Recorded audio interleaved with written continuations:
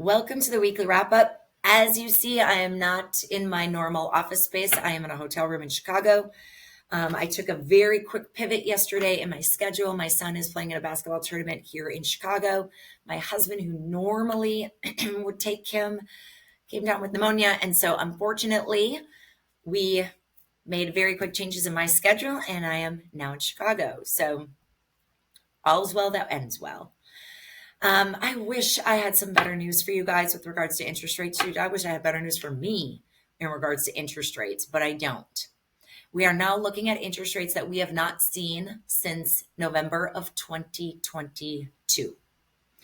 So we have reached new highs. That is not what we expected, but it is really challenging when we have data that's coming out that is showing really robust information and really robust stats, yet 2 months later, it's adjusted down. But the initial knee-jerk reaction is on the initial numbers. So we also have a Fed where minutes came out, pretty much said they want two more rate hikes, one in January, one in July, one in in September. But in the same breath, they're talking about recession is probably on the horizon and inflation is coming down meaningfully.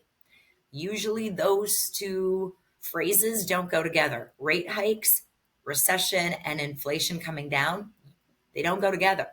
So it's very, very confusing for the bond market or the interest rate market and really causes lots of volatility, which is what we are seeing.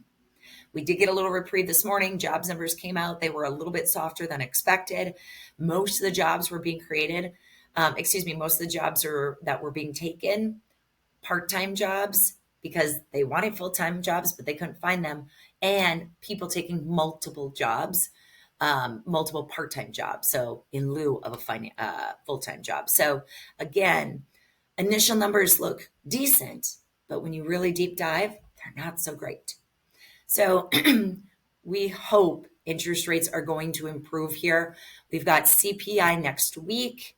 Hopefully we will see some good things with year-over-year numbers, but we always get a little bit nervous about month-over-month because there's such a term called funflation that is happening right now, where leisure, hospitality, eating out, and experiences are the drivers of spending right now.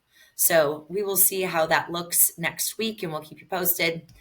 If there's anything else that we can be doing, please let us know. One other thing that I would mention, we will definitely see some people come sit on the sidelines on this because it's simply too high. It's no longer affordable with these rates that we're handing out.